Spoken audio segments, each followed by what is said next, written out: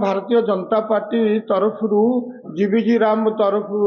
Scheme ନୂତନ scheme ଯୋଉ 2005 ପାର୍ଲାମେଣ୍ଟରେ ପାସ୍ ହେଲା ସେ ଉପରେ ଏକ ସାମ୍ବାଦିକ ସମ୍ମିଳନୀ ଅନୁଷ୍ଠିତ ହୋଇଥିଲା ଏବଂ ସେଥିରେ ମୁଁ ଜିଲ୍ଲା ତରଫରୁ ଯେହେତୁ ଅଛି କୋଅର୍ଡିନେଟର ସେଠି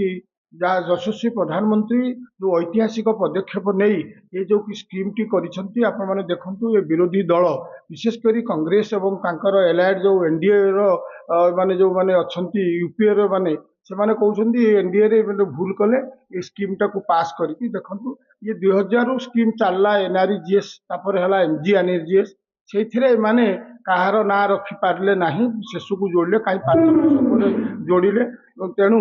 ଆମ କହିବା କଥା ହେଲା ଏଥିରେ ନାଁର କାମ କିଛି ନାହିଁ। ଆମେ ମହାତ୍ମା ଗାନ୍ଧୀ କୁହନ୍ତୁ ଆମେ ଆମର ଯୋଉ ଅଛନ୍ତି ଆମର ଆମ ବିଜେପିର ସମସ୍ତ ଯୋଉମାନେ କି ଦରିଦ୍ର ସଭା ଶେଷରେ ଥିବା ଲୋକଙ୍କୁ କିପରି ଉପରକୁ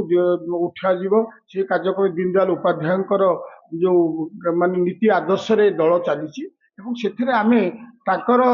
ସ୍କିମ୍ରେ ସେମାନେ ନେହେରୁଙ୍କୁ ତ 5 ବର୍ଷ ରଖିଲେନି ନା କିନ୍ତୁ ତାଙ୍କ ସ୍କିମ୍ ସବୁ ଉଠେଇଥିଲେ। ଏ ସ୍କିମ୍ଟା ହେଉଛି ଗରିବ କଲ୍ୟାଣ ପାଇଁ 2036 ଓଡ଼ିଶା ବିକାଶ ପାଇଁ ଯୋଉଟା ହବ ଏବଂ 2047 ଭାରତ ବିକଶିତ ରାଷ୍ଟ୍ର ଯୋଉ ପରିଣତ ହବ ସେଥିପାଇଁ ଇଏ ଗୋଟେ ଐତିହାସିକ ପଦକ୍ଷେପ। ଏଥିରେ ଆପଣଙ୍କର 100 ଦିନର ଯୋଉ ଆଗ ଥିଲା ମାନେ କାର୍ଯ୍ୟକ୍ରମ କରିବା ପାଇଁ ଏଥିରେ ତାକୁ ଆମେ 125 ଦିନ ଦିଆଯାଇଛି ତା ସଙ୍ଗେ ସଙ୍ଗେ ତାକୁ ବର୍ଷ ମଝିରେ 60 ଦିନର କେବଳ ଅବଧି ରଖା ହେଇଛି କାମ ନ କରିକି ସେମାନେ କୃଷି କ୍ଷେତ୍ରରେ ଲାଗିବେ। ଇଏ ଗୋଟେ ଐତିହାସିକ ପଦକ୍ଷେପ। ଏମାନେ ମିଛରେ ଏମାନେ ଗୋଟେ ଯୋଉ ଔଷଧ ବିକ୍ରି ତାଟିଆ କାମୁଡ଼ି କଂଗ୍ରେସଠୁ ଅନ୍ୟ ମାନେ ଯୋଉମାନେ ତାଙ୍କର ଏଲାଏଡ୍ ଦଳ ଅଛନ୍ତି ଏ ଅପପ୍ରଚାର କରି ଯଶସ୍ୱୀ ପ୍ରଧାନମନ୍ତ୍ରୀ ଯଶସ୍ୱୀ ଆମର ମୁଖ୍ୟମନ୍ତ୍ରୀ ଏଇ ନୂତନ ସ୍କିମ୍ ଯୋଉ 2005ରେ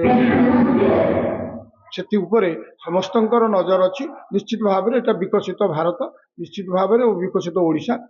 ଏଇ ନୂଆ ଆଇନରେ ନିଶ୍ଚିତ ଭାବରେ ଲୋକ ଲାଭବାନ ହେବେ ଶ୍ରମିକ ମାନେ ଏବଂ ସମସ୍ତଙ୍କ ପାଇଁ ଏଟା ପ୍ରଯୁଜ୍ୟ ହବ।